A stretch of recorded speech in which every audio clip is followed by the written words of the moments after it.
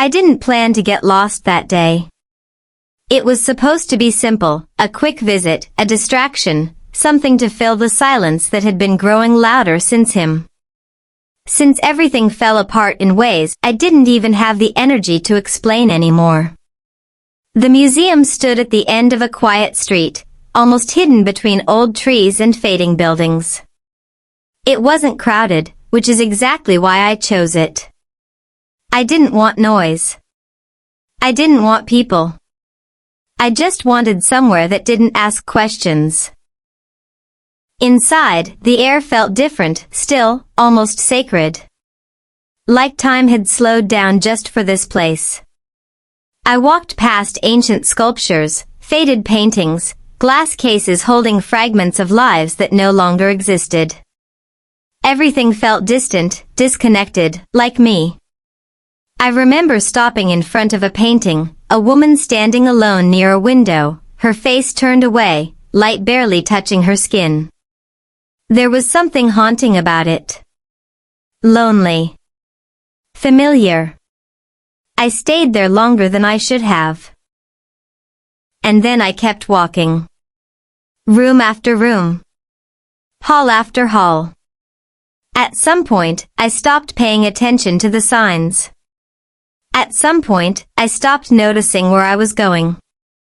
Until I turned a corner, and realized I had no idea how to get back. I sighed, pulling out my phone, no signal.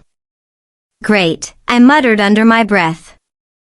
I tried retracing my steps, but everything looked the same. The same white walls. The same quiet corridors.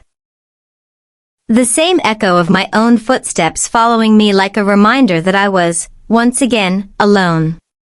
That's when I heard it. Are you lost? The voice was calm. Soft. Certain. I turned around. And that's when I saw her. She stood at the end of the hallway, dressed simply, but there was something about her presence. Something grounding. Like she belonged here in a way everything else did. I admitted, letting out a small, awkward laugh. I think I took a wrong turn. She smiled. Not politely. Not professionally. But like she understood something I hadn't said out loud. Most people don't get lost here, she said, taking a few steps closer. I swallowed. Guess I'm not most people. Her eyes held mine for a moment longer than expected. No, she said softly. You're not. She didn't rush toward me. Instead, she walked slowly, like she had all the time in the world. Like getting lost in this place wasn't a problem, it was part of the experience. I'm sorry, I said quickly, suddenly aware of how out of place I must have looked. I didn't mean to wander off into restricted areas or anything. You didn't, she replied, her voice calm, almost reassuring. This part of the museum is open. Just quieter. That explained the silence. It felt heavier here. More personal. I can show you the way back, she added. I nodded, relieved. Please. She turned, gesturing for me to follow her. And I did. For a few moments, neither of us spoke. The sound of our footsteps echoed softly against the polished floors. I found myself watching her, not in an obvious way, but enough to notice the small details. The way she moved with certainty. The way her fingers lightly brushed against the edges of display cases as she passed, like she was greeting something familiar. You work here? I finally asked. She glanced back at me, a faint smile forming. I do. What do you do? I'm the curator. That caught me off guard.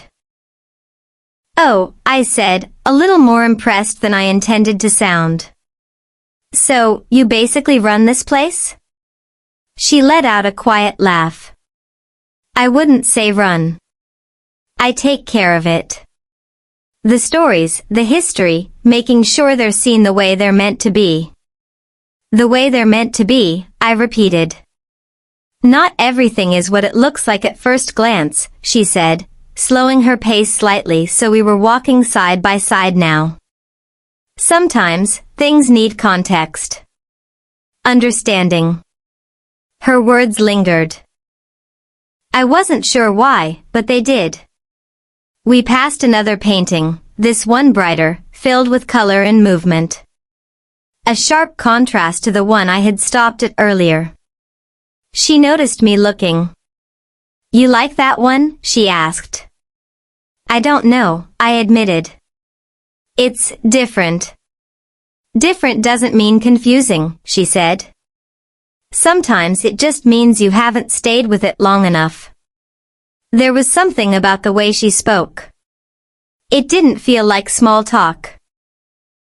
It felt like she was saying more than she should to someone she just met. Or maybe I was hearing more than I should. Do people get lost here often? I asked, trying to shift the focus. She shook her head. Not physically. That made me pause. But emotionally, she added, glancing at me again. I didn't answer. Because somehow, she already knew. And for the first time since I walked into that museum, I didn't feel invisible. We turned down another hallway, narrower this time, dimly lit. This isn't the way back, is it? I asked, half joking, half curious. She didn't stop walking. No. I blinked. Oh. If you want the exit, she continued calmly, it's 2 floors up, past the main gallery. I frowned slightly. Then where are we going? She finally stopped. And when she turned to face me, there was something different in her expression now. Not distant. Not professional. Intentional. Somewhere most visitors don't ask to see, she said. I hesitated. Maybe I should have said no. Maybe I should have asked more questions. But something about her, something quiet and steady, made it hard to walk away. Okay, I said. She nodded, almost like she expected that answer. We stepped into a smaller room, tucked behind a partially hidden doorway. It didn't look like the rest of the museum. No large crowds. No bright lights. No polished displays trying to impress. Just a few pieces. Carefully placed. This is part of a private collection, she explained. Not advertised. Not on the usual map. Why? I asked softly. Because not everything is meant to be consumed quickly, she said. Some things require honesty. I let that sink in as I looked around. There was a photograph on the wall, black and white. A woman sitting on a train, her head resting against the window. Her expression wasn't clear, but the feeling was. Waiting. Leaving. Maybe both. And then there was another piece, a painting, abstract, chaotic. Layers of colors crashing into each other like they didn't belong, yet somehow they did. It felt messy. Unresolved. Real. Most people skip this room, she continued. Or they don't stay long enough to understand it. And you brought me here because? I asked, turning toward her. Her gaze met mine, steady, searching. Because you didn't rush past the first painting you saw, she said. You stayed. Even when it felt uncomfortable. I swallowed. That usually means something. There was a quiet between us now, but it wasn't awkward. It was heavy. Like something was shifting just beneath the surface. I used to come to places like this with someone, I found myself saying before I could stop. He loved art. Or at least, he said he did. Her expression didn't change, but her attention sharpened. And now, she asked gently. I let out a small breath. Now I don't know if he loved the art, or just the idea of being the kind of person who does. She stepped a little closer, not enough to invade my space, but enough to feel present. Sometimes, she said quietly, people choose what looks right, instead of what feels right. Her words hit deeper than I expected. And suddenly, this didn't feel like a museum anymore. It felt like something else entirely. Something I wasn't ready to name. I looked at the painting again, the chaotic one. It felt louder now. Or maybe I was. I stayed too long, I said quietly, not really looking at her. With him. The words slipped out before I could stop them. She didn't interrupt. Didn't rush to respond. She just stood there, letting the silence exist without trying to fix it. And somehow, that made it easier to keep going. I think I knew, I added, my voice softer now. Not all at once. Not in some dramatic moment. Just, slowly. I let out a small, almost bitter laugh. Like realizing you've been walking in the wrong direction for miles, but convincing yourself it's fine because turning back feels worse. She took a step closer, her presence steady, grounding. That's not weakness, she said gently. That's fear of loss. I shook my head. No, it's fear of being alone. Her gaze didn't waver. And which one scares you more? She asked. The question lingered. Because I didn't have a quick answer. Because maybe I already knew. I built everything around him, I admitted.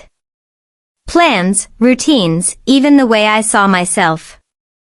And when it ended, my voice caught slightly.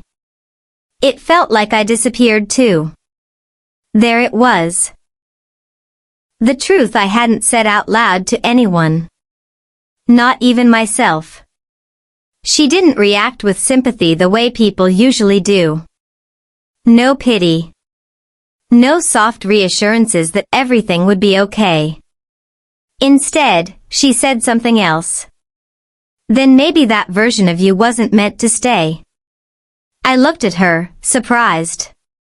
That's a little harsh, I said. It's honest, she replied calmly. You didn't lose yourself. You outgrew something that couldn't hold you anymore. Her words didn't comfort me. Not immediately. But they didn't feel wrong either. I turned away, walking a few steps across the room, my eyes landing on the photograph again, the woman on the train.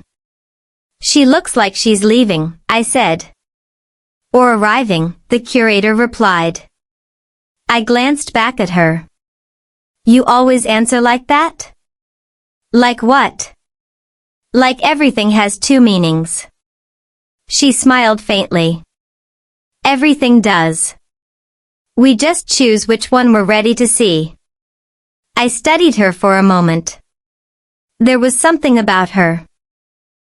Something calm but not distant. Present but not overwhelming. It made me feel seen. And that scared me more than I wanted to admit. Why did you really bring me here? I asked.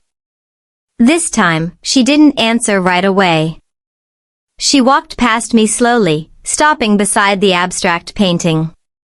Her fingers hovered just slightly near the frame, close, but not touching. Because this room, she said quietly, is where people stop pretending. She turned her head, meeting my eyes again. And I think you're tired of pretending. My breath caught slightly. Because she was right. And for the first time in a long time. I didn't want to deny it. I didn't answer her right away. Not because I didn't have something to say, but because I didn't know how to say it without unraveling everything I had been holding together for so long. So I just stood there. In that quiet room. Between pieces of art that suddenly felt too real. You don't have to explain anything, she said softly, almost like she could hear the thoughts I couldn't form. Not here. I let out a breath I didn't realize I was holding. That's new, I murmured. Most people expect explanations. Most people are uncomfortable with silence, she replied. They try to fill it, even when it doesn't need to be filled. Her voice wasn't loud. It didn't need to be. It carried something else. Understanding. And I wasn't used to that, not like this. I turned to face her fully now. And you? I asked. You're not uncomfortable? She held my gaze. No. It was such a simple answer. But the way she said it, steady, certain, made something shift inside me. Because I realized. She wasn't looking at me the way people usually do. There was no curiosity laced with judgment. No polite interest. No hidden assumptions. She was just looking. Seeing. And somehow, that felt more intimate than anything I had experienced in a long time. You're very good at this, I said quietly. At what? Reading people. A faint smile touched her lips. I don't read people, she said. I pay attention. I let out a small breath, shaking my head slightly. That sounds like the same thing. It's not, she replied. Reading people means you're looking for patterns, trying to predict. Paying attention means you're present, without deciding who someone is before they show you. Her words settled somewhere deep. Because that's exactly what had been missing before. With him, everything felt assumed. Defined too quickly. Like I had been placed into a version of myself that was convenient, easy to understand, easy to keep. But not real. I don't think anyone's ever looked at me like that before, I admitted. She tilted her head slightly. Like what? Like I'm still becoming, I said. For a moment, neither of us moved. And then, very quietly, she stepped closer. Close enough that I could feel the shift in the air between us. You are, she said. Her voice was softer now. Not distant. Not observational. Personal. And you're allowed to take your time figuring out who that is. My heart started beating faster, and I couldn't tell if it was because of what she said. Or how close she was when she said it. I swallowed, suddenly aware of everything. The quiet. The space between us. The way this didn't feel like coincidence anymore. Do you do this with everyone who gets lost? I asked, trying to steady my voice. Her lips curved slightly. But her eyes stayed serious.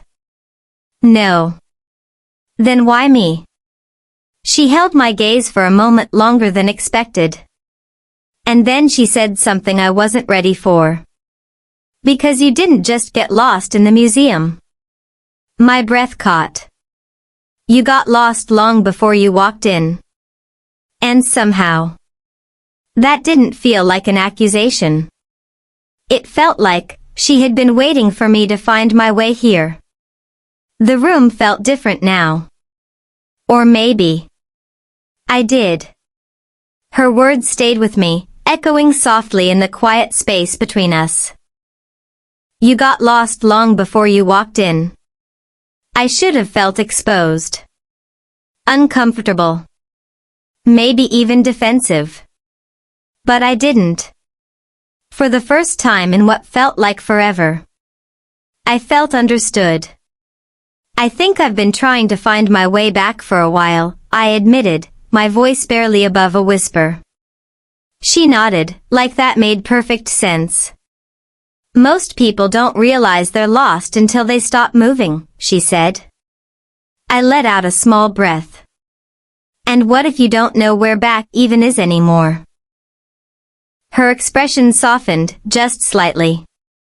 Then maybe, she said gently, you're not meant to go back. The words settled deep. Not heavy this time. Just clear. I looked around the room again, the photograph, the painting, the quiet stillness that once felt isolating now felt honest. I think I was holding on to something that stopped being real a long time ago, I said slowly. But I kept choosing it, because it was familiar. She didn't interrupt. Didn't need to. And I thought choosing something else would make me the kind of person who gives up too easily, I continued. Like I failed. And now, she asked. I met her eyes. Now I think staying would have been the real failure. There was a pause. Not empty. Just full. Full of everything I hadn't been able to say before. And everything I was finally starting to understand. She took a small step back, not away, but enough to give the moment space. Do you still want me to show you the way out? She asked. The question lingered. Because it didn't feel simple anymore. Not just about hallways and doors and exits. I glanced toward the doorway, then back at her. Yeah, I said. I think I'm ready. She nodded once, then turned, leading the way. This time, I paid attention. Not just to where we were going, but how we were getting there. The turns. The details. The light changing as we moved from quiet corridors back toward open spaces. And somewhere along the way, it didn't feel confusing anymore. It felt intentional. We reached the main gallery sooner than I expected. The familiar sounds of distant voices and footsteps slowly returned, breaking the quiet that had wrapped around us before. She stopped near the entrance. This is where most people find their way again, she said. I looked toward the exit. It was right there. Simple. Obvious. I almost laughed. I walked all that way, just to end up here, I said. She shook her head slightly. No, she corrected softly. You walked all that way, to see this differently. I turned to her, something unspoken sitting just beneath the surface. Will I see you again? I asked. It wasn't planned. It just came out. She held my gaze, her expression unreadable for a moment. And then, that depends, she said. On what? A small, knowing smile appeared. On whether you come back looking for the exit, or something more. My heart skipped, just slightly. And for the first time, I didn't look away.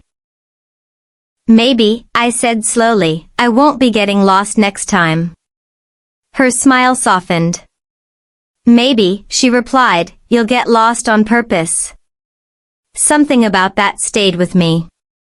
I took a step toward the exit, then paused.